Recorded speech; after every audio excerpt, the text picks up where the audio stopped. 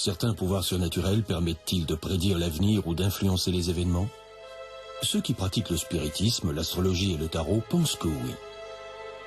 Certains essaient de le prouver, comme Aleister Crowley. Il pensait qu'en se concentrant, il pouvait soumettre quiconque à sa volonté. Dans les années 20, alors qu'il marchait dans les rues de New York avec son ami William Seabrook, il apporta la preuve de ses pouvoirs. Seabrook lui demandait une démonstration. Crowley pointa du doigt un homme dans la rue. Il se mit à imiter sa démarche. Puis il s'accroupit et se releva. La personne qu'il imitait glissa et tomba. Puis se releva en se demandant ce qui s'était passé. C'était une démonstration du nouveau pouvoir de Crowley. C'est une anecdote connue dans le milieu de l'occultisme. Elle prouve l'existence du concept d'action à distance. Les occultistes pensent avoir la capacité d'exercer un pouvoir sur les choses à distance, soit en pouvant les prévoir, soit en pouvant les influencer à distance. La magie est à la fois un art et une science. Certaines actions provoquent certains effets, mais pour fonctionner, elles doivent être réalisées avec une certaine intention et peut-être un certain éclat. Peut-on dire que Crowley était un maître de l'occultisme du XXe siècle? Le concept d'action à distance n'était pas nouveau.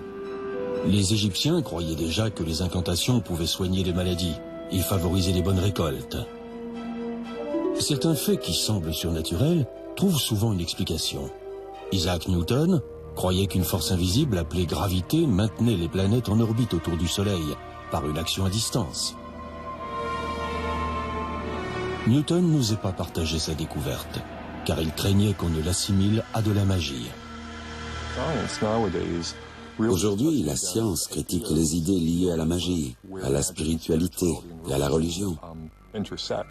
Ce sont pourtant deux manières d'essayer de comprendre comment le monde fonctionne.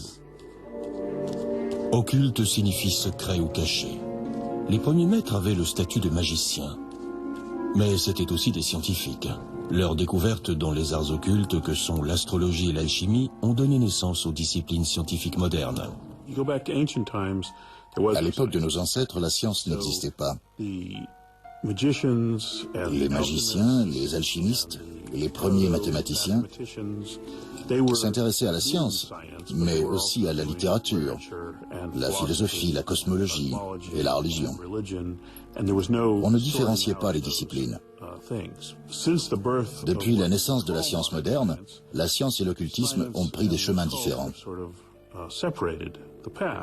L'occultisme suscite beaucoup de méfiance. Mais la science moderne côtoie souvent les limites du surnaturel et tente de résoudre des mystères qui interpellaient déjà les premiers magiciens. Des physiciens sérieux s'intéressent aux voyages temporels, aux univers parallèles. Ils cherchent à comprendre les 11 dimensions de la théorie des cordes. Quand on se penche sur ces domaines, le mythe et la magie deviennent un moyen d'en parler. La science moderne est-elle en train de redécouvrir les secrets gardés par les anciens maîtres de l'occultisme? L'occultisme est apparu en Égypte il y a 5000 ans, juste avant l'apparition des grands pharaons, des hiéroglyphes et des pictogrammes. Les Égyptiens illustraient leurs histoires et leurs religions et élaboraient des systèmes complexes d'astronomie, d'astrologie et de géométrie. Ils pensaient que leur savoir était un don du dieu Thoth.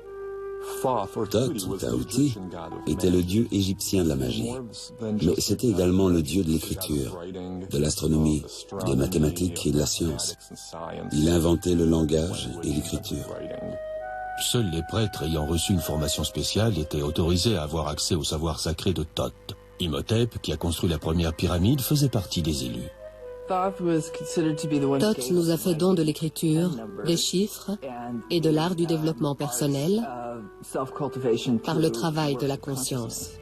Certains pensent que c'est un homme qu'on a déifié pour ses bienfaits, d'autres qu'il représente une entité mythique depuis le début. D'après la légende, un livre de magie écrit par Thoth renfermerait le secret des dieux. Le livre de Thoth ne se trouvait pas dans un endroit matériel, mais dans une dimension que l'on atteignait par un voyage de la conscience.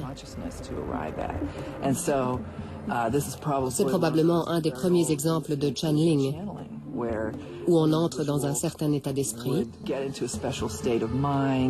on entre en contact avec l'énergie de Thoth, et on se laisse guider par cette conscience aux langues et aux codes multiples. Pour décrire le livre de Thoth, on peut prendre une construction telle qu'une pyramide ou le sphinx. Les enseignements qu'elles contiennent forment les pages du livre de Thoth. Toutes les mesures, les mots, les concepts font partie du livre de Thoth. On n'a jamais retrouvé le livre de Thoth. On dit que le dieu l'aurait enterré sous le Nil et l'aurait protégé par un sortilège mortel. Les archéologues contemporains ont découvert que la plupart des connaissances que les Égyptiens attribuaient à Thoth provenaient des Babyloniens. 400 ans avant Jésus-Christ, ils furent les premiers à mesurer le mouvement des planètes. Ils inventèrent la bague, le premier boulier, ainsi que les premières formes d'astrologie et d'astronomie. Ce savoir se diffusa en Égypte et contribua au développement d'une des plus grandes cultures de l'histoire. Comme les Égyptiens, les Babyloniens pensaient que leur connaissance était un don de Dieu. Chaque temple était un observatoire, un site d'où l'on pouvait observer les planètes. La divination est l'art de comprendre la volonté des dieux. Il nécessite la capacité de pouvoir lire leurs messages. Pour comprendre leur monde, les Babyloniens avaient recours à un des arts occultes les plus anciens, celui de la divination, ou l'accès au monde surnaturel. On pensait que le mouvement des planètes dans le ciel représentait l'empreinte des dieux. Le fait qu'ils se rejoignent, se croisent ou se déplacent avait une influence sur le monde. À l'âge de la pierre, les chamans invoquaient les esprits pour que la chasse soit bonne.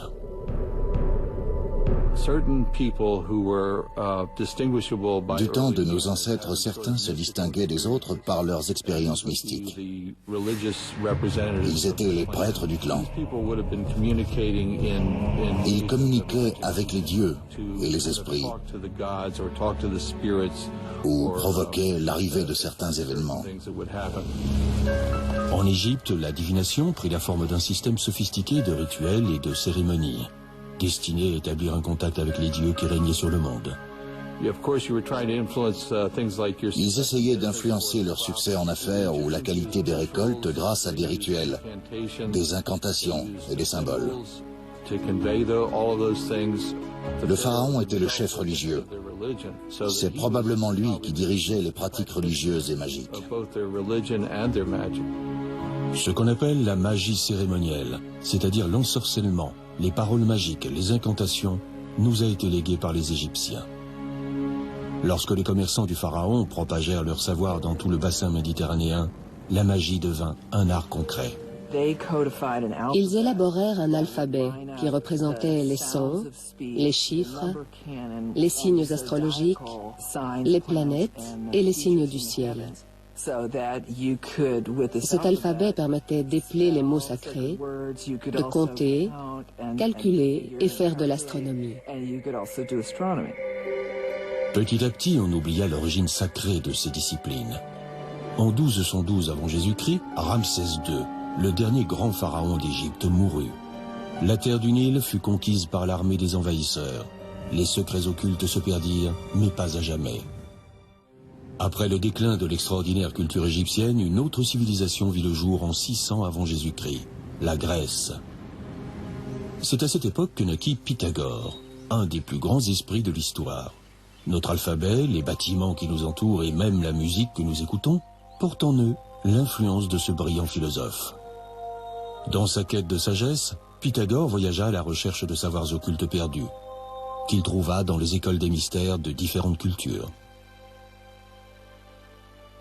À partir des différents enseignements qu'il avait acquis, il créa une nouvelle discipline basée sur les nombres, la philosophie. Il pensait que les mathématiques, la philosophie et la compréhension du divin ne faisaient qu'un. Il n'a rien inventé, mais on peut dire qu'il a rassemblé les savoirs du monde pour les appliquer de manière pratique. Pour Pythagore, les nombres étaient l'élément fondamental de la création. Si l'on observe la science d'aujourd'hui, on remarque que les constantes mathématiques sont omniprésentes. Pi, la vitesse de la lumière, la force de gravité. L'idée que les nombres décrivent le monde semble tenir la route. En 518 avant Jésus-Christ, Pythagore ouvrit une école dans la région de Crotone, dans le sud de l'Italie. Ses disciples, élus avec soin, portaient le nom de Mathematikoi. Il recevait d'abord une initiation stricte de 3 ans, suivie de 5 ans de silence absolu, puis de 5 ans de formation. Alors seulement les étudiants étaient prêts à étudier les mystères sacrés des nombres. Il voulait former des philosophes à son image. Pour être admis dans son école, il fallait être discret et discipliné. Pythagore fit du système numérique des Babyloniens une science sacrée. Pour eux, les nombres étaient synonymes de Dieu. Et être en contact avec les nombres signifiait l'être avec Dieu. Cette croyance a donné naissance à toute une symbolique qui plus tard devint la numérologie, la Kabbale, etc. Pythagore découvrit une croyance commune aux écoles des mystères, selon laquelle la création tout entière ne faisait qu'un avec Dieu. Il expliqua les mathématiques sacrées en montrant comment 1 se divise en 2, comment le 2 se transforme en 3, le 3 s'ouvre et se décompose en 10 000 éléments. On retrouve la même histoire dans le Yi King et d'autres documents anciens. Beaucoup ont essayé de comprendre comment on obtient des nombres à partir du tout. Beaucoup attribuent à Pythagore et son école la création de la numérologie et de l'alphabet grec, qui fut finalement accepté par la culture occidentale. Pythagore utilisa également les nombres pour décoder la musique, le langage des dieux selon les Grecs. Il est le père du monocorde, qui définit le rapport numérique de la gamme. Pythagore pensait avoir résolu les mystères de l'univers. Mais on croyait également qu'il existait une musique des cieux, que le paradis jouait une symphonie. Les planètes évoluent autour du Soleil à intervalles réguliers. Le son correspond à une séquence harmonieuse, présente dans chaque note. Toutes les notes suivent la même logique mathématique.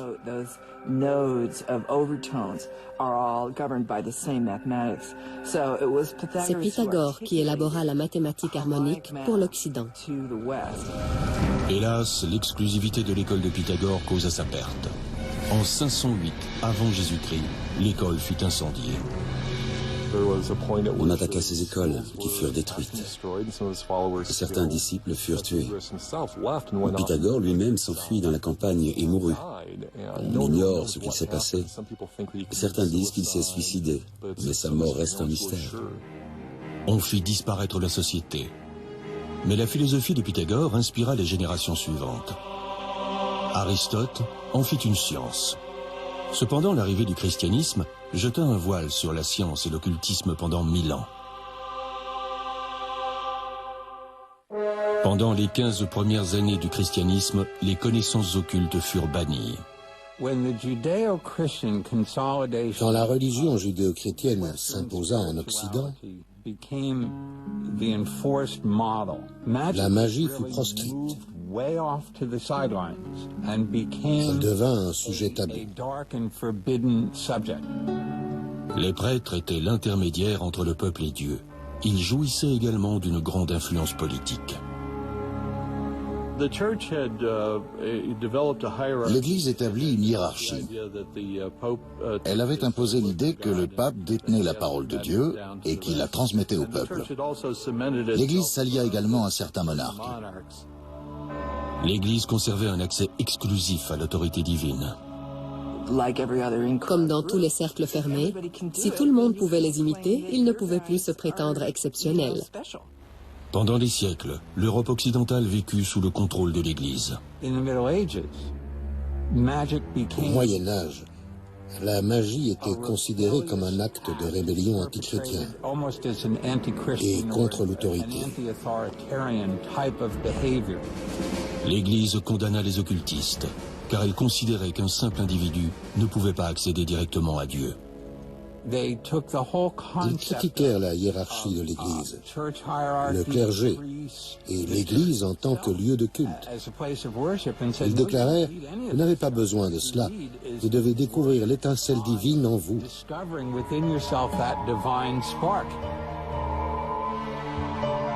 Mais au XIVe siècle, l'occultisme refit surface. Au moment des guerres saintes et des croisades, les monastères situés à la frontière du monde musulman avaient conservé de nombreux écrits de l'Antiquité grecque et des textes occultes. Les croisés ramenèrent certains documents avec eux.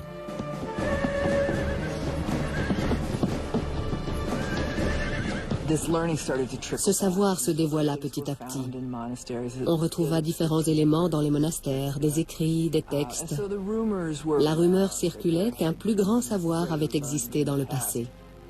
Cette découverte alimenta l'extraordinaire renaissance de la culture. Les gens se rendirent compte de la sagesse des anciens. On voit apparaître un intérêt pour les traditions égyptiennes, grecques, romaines et hébraïques. Les gens veulent élargir leur savoir et comprendre les secrets des anciens. L'art et la science s'introduisent en Europe occidentale au XVe siècle, avec la Renaissance. Le médecin suisse Paracelse fut un des premiers à poser un regard nouveau sur le savoir des anciens. Né en Suisse en 1493, Paracelse étudia la médecine classique, mais aussi l'alchimie. Après avoir été chassé de l'école pour en avoir critiqué la rigidité, il vécut en nomade et gagna sa vie grâce à l'astrologie. Au cours de ses lointains voyages, il s'instruisit par tous les moyens possibles. Paracelse parcourait l'Europe et rencontrait des barbiers, des sorcières, des sages-femmes et des guérisseurs. Il rassemblait toutes les formules efficaces glanées un peu partout. C'était sa devise. J'utilise ce qui fonctionne. Il rejetait les théories obsolètes, s'aventurait au-delà des limites. Ses expériences novatrices sur les minéraux et les produits chimiques posèrent les bases de la médecine moderne. C'étaient les prémices d'une révolution scientifique. Le siècle suivant allait être marqué par la découverte d'un texte occulte qui menaçait non seulement les traditions, mais aussi le pouvoir de l'Église. À l'époque de la Renaissance, le concept de savoir évolua. De nouvelles écoles virent le jour dans toute l'Europe. Au XVe siècle, Marsilio Ficino fonda une des académies les plus novatrices d'Italie. Avec l'aide de son patron, Cosimo Medici, Ficino acquit et traduisit un ensemble de documents qui auraient été écrits par un mystérieux magicien égyptien appelé Hermès Trismégiste. Un émissaire de l'Église orthodoxe apporta un ensemble de documents. Ficino découvrit 12 livres qui auraient été écrits par Hermès. Ils ne faisaient pas partie d'une œuvre unique, mais on les rassembla en les traduisant. Ces documents, que l'on appela les Hermetica, contenaient des enseignements datant du début de l'ère chrétienne et qui avaient disparu pendant des siècles. Leur authenticité ne faisait aucun doute. Le nom de l'auteur présumé, Hermès Trismégiste, était la combinaison du dieu grec Hermès et du dieu égyptien Thoth, les dieux de la magie les plus importants des deux civilisations. Ces documents parlaient d'occultisme, de doctrines ésotériques, d'alchimie, de magie et d'astrologie. Ficino et son école analysèrent ces textes ancestraux, qu'ils datèrent à la période d'avant Platon, et qui, selon eux, venaient d'Égypte. Des scientifiques ont finalement prouvé qu'Hermès Trismégiste n'avait jamais existé. Ficino a traduit un abrégé des traditions grecques sur comment se cultiver pour atteindre l'illumination et élargir sa conscience pour égaler les dieux. Les livres étaient présentés sous la forme de dialogues entre le dieu Hermès et d'autres, qui révélaient les secrets de l'univers. Un des documents, un texte bref appelé la Table d'émeraude, devint la Bible des occultistes de la Renaissance. On dit que cette table comportait une douzaine de formules qui commençaient par « ce qui est en bas est comme ce qui est en haut ». C'était la structure de l'univers. La structure des étoiles et du grand univers se répète sur Terre. Les Hermetica reprenaient l'enseignement des anciennes écoles des mystères, selon lequel l'humain possède une nature divine. C'est l'objectif de l'initiation à l'hermétisme. L'idée était de dépasser notre statut de mortel et de nous ramener à notre état ultime d'être spirituel. L'hermétisme charma les érudits de la Renaissance. L'occultisme perçait à nouveau. L'idée des Hermetica, selon laquelle il existait un lien direct entre l'humain et Dieu, menaçait-elle l'autorité de l'Église? La découverte des Hermetica pendant la Renaissance fut à l'origine d'une nouvelle génération d'occultistes, qui voulaient associer la religion à la science et à la magie. Une entreprise dangereuse dans une société régie par le christianisme. John Dee risqua sa vie pour étudier les enseignements des Hermetica. John Dee était un génie. Il incarnait l'idéal de l'être illuminé, doté d'une compréhension spirituelle de sa mission sur Terre et d'une intelligence supérieure. Mais comme Pythagore avant lui, il paya le prix fort pour avoir osé chercher la sagesse des dieux. John Dee, grande figure de la Renaissance, suivit les traces de Paracelse. Ses expériences lui permirent de devenir un talentueux scientifique, un inventeur, un mathématicien, un brillant cryptographe et un pionnier dans le domaine de la navigation. Mais c'était aussi un occultiste, un sorcier et un astrologue. Il fut même l'astrologue attitré de la reine Élisabeth d'Angleterre. Il voulait rester en phase avec la pensée de son temps. À l'époque, on ne faisait pas de distinction entre la magie et la science. Et il cherchait à comprendre le monde qui l'entourait. Lorsque la reine Élisabeth accéda au trône en 1558, elle nomma John Dee astrologue de la cour. Mais son influence ne se limita pas à cela. Le grand magicien d'Angleterre était également l'espion de la reine. Il participait aux intrigues politiques. La reine lui faisait confiance. Mais il travaillait également en coulisses dans toute l'Europe pour réduire le pouvoir de l'Église et instaurer celui du protestantisme.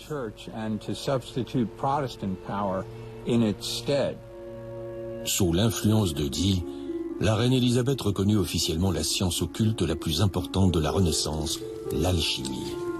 Les alchimistes avaient deux objectifs, soigner les maladies et transformer les métaux vils en or. Ils pensaient atteindre leur but en trouvant la pierre philosophale, une substance mystique qui pouvait également élargir la conscience des alchimistes.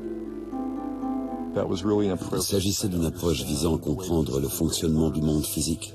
On peut considérer l'alchimie comme l'ancêtre de la chimie moderne. L'alchimie existait depuis le début de l'époque des Égyptiens, mais elle prit un nouvel essor avec les scientifiques de la Renaissance. La science moderne est un héritage des alchimistes.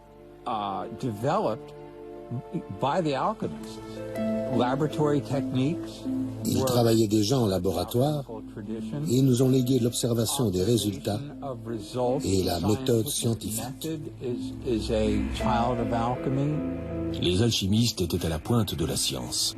Ils découvrirent le phosphore, le zinc, la distillation de l'alcool et les germes à l'origine des maladies. Ils furent les premiers à comprendre la circulation sanguine. Les expériences peu orthodoxes et les découvertes scientifiques commencèrent à susciter des inquiétudes. On accélère les processus naturels, l'évolution des métaux, l'utilisation des remèdes, le développement de la conscience. Pour l'Église, il était impossible d'accélérer les processus de la création de Dieu sans invoquer les démons. Outre son travail d'alchimiste, la plus grande passion de Dee était la divination. Il pensait pouvoir faire appel aux méthodes scientifiques pour communiquer avec les êtres surnaturels. L'obsession de Dee d'entrer en contact avec les anges aura des conséquences désastreuses. L'art de manipuler les objets tels que les os, les feuilles de thé, avait été transmis par les musulmans au XIVe siècle. Il devint une méthode très populaire pour lire l'avenir. Mais Dee utilisait la cristallomancie comme méthode de divination. Il scrutait une boule de cristal qui reflétait des informations surnaturelles. La cristallomancie est une pratique très ancienne. On regarde dans du verre, un miroir, de l'eau, tout ce qui possède une surface possédant un reflet, pour observer l'aspect spirituel caché derrière l'aspect matériel. John Dee n'obtint aucun résultat jusqu'à ce qu'un jeune homme nommé Edward Kelly frappe à sa porte. Kelly était capable d'entrer en contact avec le monde des ombres. Edward Kelly mirait dans un cristal d'améthyste. Il décrivait ce qu'il voyait. Et tandis que John Dee prenait note des communications. Kelly commença à recevoir des messages des anges. Il parlait une langue qu'il appela l'Énochien, d'après le livre biblique perdu d'Enoch. Ces transmissions sont les premiers exemples de ce qu'on appelle aujourd'hui le channeling. Les pratiques de Dee et Kelly étaient tout à fait nouvelles. Elles ne se basaient pas sur la tradition. En réalité, ils parlaient une langue nouvelle. Le vocabulaire et la syntaxe de l'Énochien sont tout à fait cohérents. Et Kelly, qui n'était pas particulièrement instruit, n'aurait pas pu l'inventer. Il n'aurait pas pu créer un tel mensonge. Dee et Kelly partirent pour un tour d'Europe afin de partager leurs découvertes, à l'époque où l'Inquisition lança un nouvel assaut contre les hérétiques. Il suffisait du moindre changement dans l'environnement politique ou religieux pour que ce qui avait été considéré comme incroyablement génial devienne démoniaque et inquiétant. Quand Dee rentra en Angleterre, il découvrit qu'on avait détruit ses bibliothèques et ses instruments scientifiques et occultes. La cour lui tourna le dos. Cet homme qui fut autrefois un scientifique novateur finit sa vie sans le sou et accusé de sorcellerie. Dee était avant tout un magicien. Ses successeurs se sont basés sur son travail pour créer un nouveau point de vue, qu'il s'agisse d'art de la conscience, de magie cérémoniale ou de divination, selon des paramètres modernes. La chute de John Dee marqua le début du déclin de l'occultisme. L'Église déclara que ce type de pratique était l'œuvre de créatures possédées par le démon. Du XIVe au XVIe siècle, plus de 40 000 personnes furent exécutées pour sorcellerie. Les idées occultes s'ancrèrent dans les traditions de sociétés secrètes, telles que la franc-maçonnerie et l'ordre de la Rose. Les idées se transmettaient parmi les sociétés et les organisations secrètes, car elles étaient puissantes et dangereuses. Dangereuses pour le maintien des traditions, pour la religion établie. Ce sont donc des thèmes associés aux sociétés secrètes. Les sociétés secrètes se développèrent dans toute l'Europe. Elles furent instrumentalisées à l'époque des Lumières du XVIIIe siècle. Elles jouèrent également un rôle dans la fondation de la démocratie américaine. Vers la moitié du XIXe siècle, ces organisations se vidèrent de leurs membres, car elles traitaient davantage de questions de société que d'occultisme. Qu'est-ce qui a fait renaître l'occultisme? À New York, deux sœurs peu ordinaires éveillèrent une obsession nationale pour l'occultisme. La magie captivait à nouveau l'imagination. Le 31 mars 1848, les sœurs Lee et Margaretha Fox déclarèrent publiquement avoir contacté les esprits et déclenchèrent immédiatement une fascination pour la communication avec les morts chez les Américains. Les sœurs Fox utilisaient une technique appelée la séance, qui devint un des passe-temps les plus populaires aux États-Unis. Les gens se réunissaient dans une pièce sombre avec un médium qui tentait d'entrer en contact avec le monde des esprits. On entendait tinter des tambourins et des clochettes. Et le médium exsudait de l'ectoplasme par les narines ou la bouche. Il s'agissait d'une sorte de substance spirituelle qui permettait aux esprits d'apparaître. Parfois, le médium servait simplement de canal par lequel les morts pouvaient s'exprimer. Beaucoup d'adeptes du spiritisme espéraient apporter des preuves scientifiques de l'existence et de l'immortalité de l'âme. C'est à cette époque que fit son apparition Madame Blavatsky, une Russe qui s'installa à New York au moment où le spiritisme était le plus populaire. Elle devint rapidement le décodeur autoproclamé des cultes secrets anciens.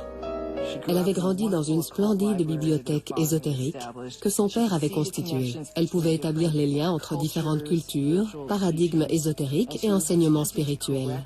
Elle voulait corriger les erreurs du christianisme en intégrant le mysticisme et la spiritualité des autres cultures. Née en Ukraine en 1831, Blavatsky fut mariée très tôt. Elle abandonna son mari pour voyager à travers le monde pendant 10 ans. Elle disait avoir étudié avec des adeptes du mysticisme en Inde et au Tibet. La médium exotique qui fumait le cigare fit sensation dans les cercles occultes. Elle refusait les limites. C'était une personne extrêmement instruite. Les gens se demandaient comment un esprit si vif pouvait se trouver dans le corps d'une femme, bouleverser les traditions et créer une telle inspiration. À New York, tout le monde parlait des séances de Blavatsky. De mystérieuses lettres apparaissaient, écrites par des maîtres spirituels qu'elle nommait la Grande Fraternité Blanche. Blavatsky n'hésitait pas à profiter de la popularité de ses séances au profit de sa cause personnelle. Elle mettait en place des effets spectaculaires pour matérialiser des lettres écrites par des maîtres supérieurs qui donnaient des instructions par son intermédiaire. La fraternité lui dicta 2 livres qui formèrent la base d'une nouvelle science du mysticisme, la théosophie.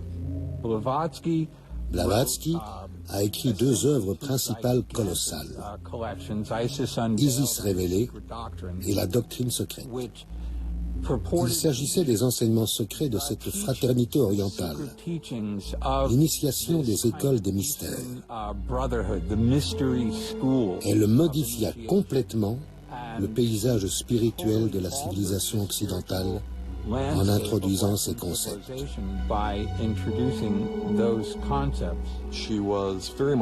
Elle fut une des premières à importer les idées de l'ésotérisme oriental en Occident. Elle se concentra sur les points communs entre le christianisme, l'hindouisme, le bouddhisme et d'autres traditions spirituelles. Elle pensait qu'il existait une tradition à la base de toutes les croyances spirituelles du monde. Blavatsky voyait son œuvre comme une science spirituelle. Elle établissait des liens entre les progrès scientifiques récents et les croyances occultes. Elle défendait l'idée mystique orientale, selon laquelle la nature essentielle du monde n'était pas la matière, mais l'énergie, un concept confirmé plus tard par les découvertes de la physique moderne. Blavatsky relança aussi la croyance orientale dans la réincarnation et le karma. Son culte fit rapidement des adeptes et elle lança la société théosophique. Le terme théosophie, inventé par Blavatsky, est formé de 2 mots d'origine grecque, théo, qui signifie Dieu, et sophia, qui signifie sagesse. La société théosophique enseignait donc la sagesse divine ou sacrée. La société théosophique se développa à l'étranger et existe toujours dans beaucoup de pays. Les disciples de Blavatsky l'appelaient la mère du New Age. Mais malgré le charisme de Blavatsky, elle fut rapidement victime de son succès. À l'époque où elle devint célèbre, le marché du spiritisme, du channeling et des séances où on appelait les ancêtres disparus s'était développé dans tout l'Occident. Pour elle, c'était de l'escroquerie. Elle voulait représenter un modèle authentique au concept plus large. Mais on a fini par l'associer aux pratiques qu'elle condamnait. En 1885, Blavatsky fut interrogé par la Société de Londres dans le cadre de recherches psychiques. Il fut conclu que ces séances étaient truquées. Les lettres ne provenaient pas d'outre-tombe. Un appareil muni d'un ressort était placé dans la chambre au-dessus de la pièce où se déroulait la séance. On y plaçait la lettre qui tombait entre les lattes du plancher et se matérialisait entre ses mains. Bien que de nombreux disciples fidèles aient refusé d'abandonner la théosophie, Blavatsky fut accusé de fraude. Elle mourut peu de temps après. Ses disciples établirent un nouveau siège en Inde où la théosophie faisait un tabac. Le jeune Krishnamurti fut reconnu comme la réincarnation d'un maître et fut formé pour aider la société théosophique à entrer dans le XXe siècle. En mariant la spiritualité orientale et occidentale, Blavatsky révolutionna l'occultisme. Un homme que les journaux décrivirent comme l'homme le plus mauvais du monde prétend avoir pénétré des mystères encore plus profonds. Né en 1875, Aleister Crowley grandit dans une famille sévère et pieuse. Sa mère l'appelait la bête du livre des révélations. Il garda ce titre toute sa vie. Il s'identifiait à l'Antéchrist, à la force qui balayerait ce terrible programme chrétien qui avait gâché son enfance. C'est en devenant membre de la Golden Dawn que Crowley se mit à étudier l'occultisme.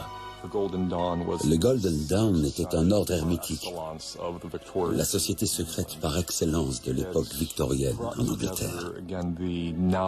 Il rassembla en un système unique les différents savoirs de l'époque. Le tarot, la kabbale, la magie des anges de John Dee et les traditions rosicruciennes.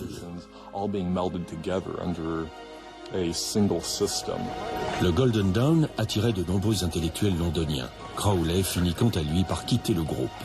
Il façonna son propre mode de croyance après un voyage en Égypte durant lequel sa femme reçut un signal mystique qui lui annonçait qu'il devait se préparer à recevoir un message des dieux.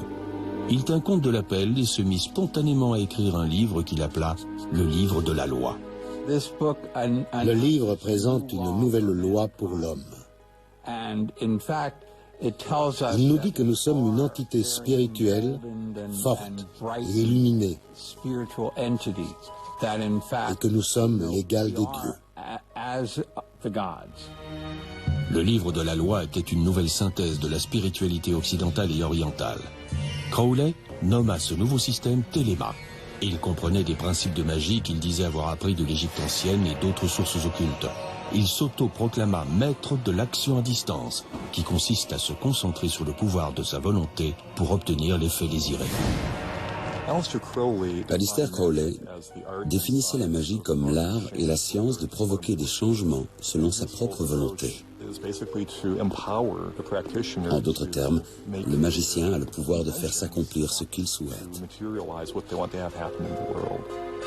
La loi fondamentale de la Téléma est « Fais ce que tu voudras, sera le tout de la loi.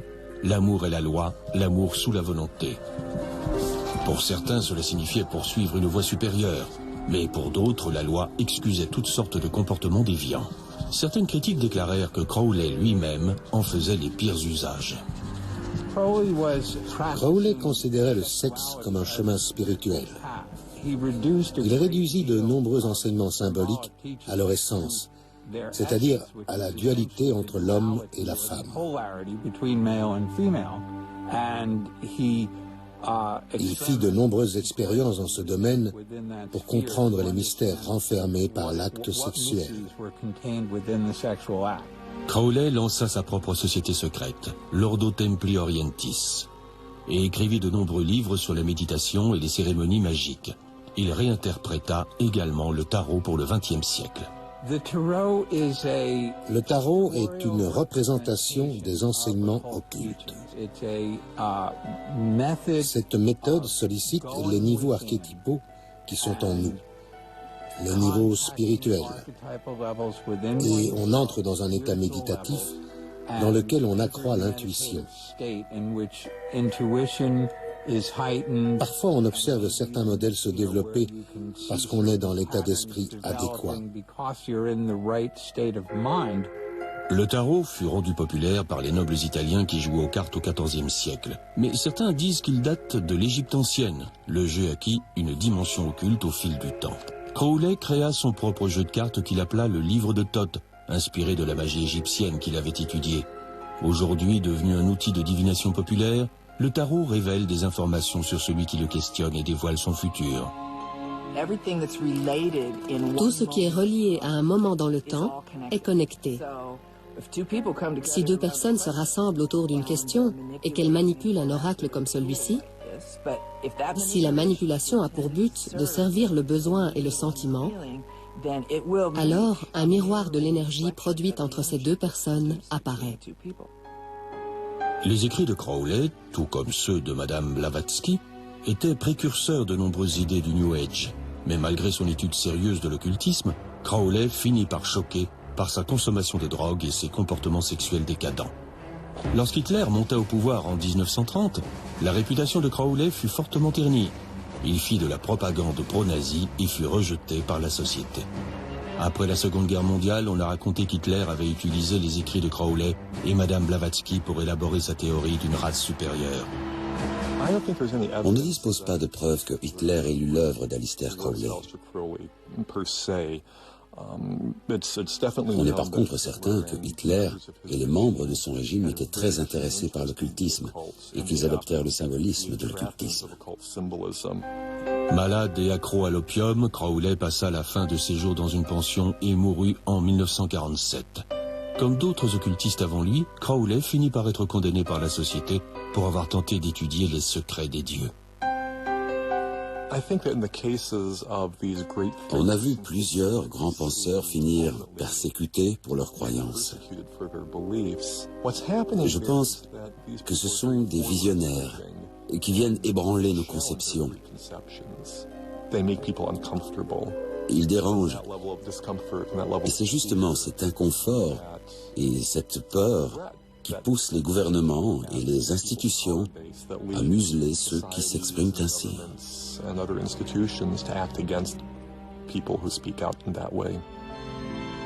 L'occultisme semblait à nouveau disparaître. Il fallut attendre la drogue, la révolte et la révolution sociale des années 60 pour qu'il fasse une nouvelle apparition.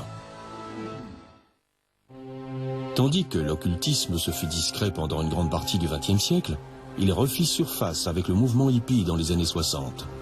Les grands gourous tels que le Maharishi et Timothy Leary conseillaient d'entrer dans des états de conscience altérés pour atteindre des niveaux plus élevés de connaissance de soi.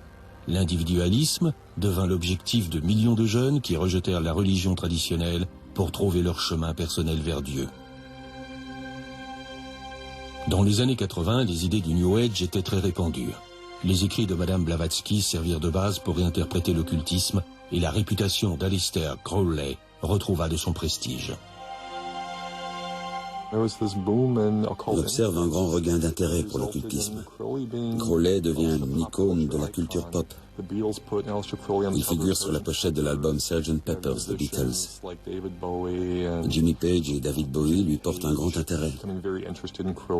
On assiste donc à la renaissance de Crowley dans les années 60 et 70, qui restera un personnage populaire par la suite. Les croyances occultes font maintenant des millions d'adeptes, qui font leur choix parmi les nombreux concepts afin de créer leur propre chemin spirituel. Mais l'occultisme suscite toujours la méfiance.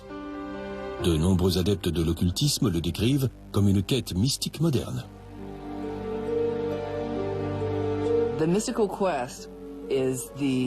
La quête mystique est le processus par lequel un humain, limité par le temps et l'espace, dépasse son passé et atteint cet état de conscience divin ou macrocosmique. C'est cela, devenir immortel. On quitte son enveloppe charnelle pour s'identifier dans une réalité plus large. Les croyances de la philosophie holistique du New Age deviennent de plus en plus populaires. On est entouré de richesses matérielles et de technologies. Et on a l'impression d'avoir perdu quelque chose. On a perdu nos connexions, notre compréhension de nos racines humaines. L'intérêt pour les idées du New Age et le regard tourné vers les idées des anciens reflètent un désir de se reconnecter avec l'histoire et de se sentir plus entier, plus spirituel, plus connecté et plus conscient des passions et du sens de la vie. Mais l'occultisme a laissé de nombreux héritages à la science moderne. Les occultistes ont tenté de comprendre le fonctionnement du monde. L'astronomie n'existerait pas aujourd'hui sans les anciens astrologues qui étudièrent le ciel. On ne connaîtrait pas la chimie sans le travail des alchimistes.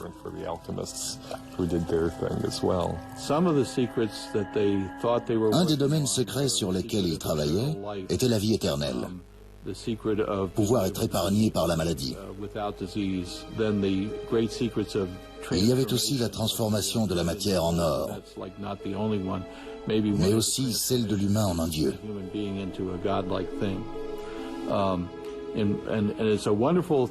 Grâce à la physique des particules, on sait que la vie se compose d'énergie. Le lien entre ces idées et le pouvoir de devenir un dieu réside peut-être dans la capacité à se transformer. La médecine et la science ont bénéficié des apports de l'occultisme. Et dans le futur, ce que nous appelons magie pourrait jouer un rôle dans de plus grandes découvertes. Notre culture scientifique regorge de spécialistes qui travaillent dans des domaines précis. Et je pense que la nature holistique du passé est nécessaire pour percer les mystères que la science ne parvient pas encore à comprendre. Les croyances peuvent nous aveugler, qu'elles soient religieuses ou scientifiques. Ces expériences occultes nous permettent en tout cas de rester ouverts aux possibilités.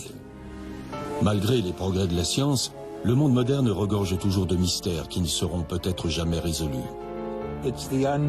C'est l'inconnu, le mystère. Et ce mystère se trouve au centre de la quête spirituelle, mais aussi de la quête scientifique et artistique.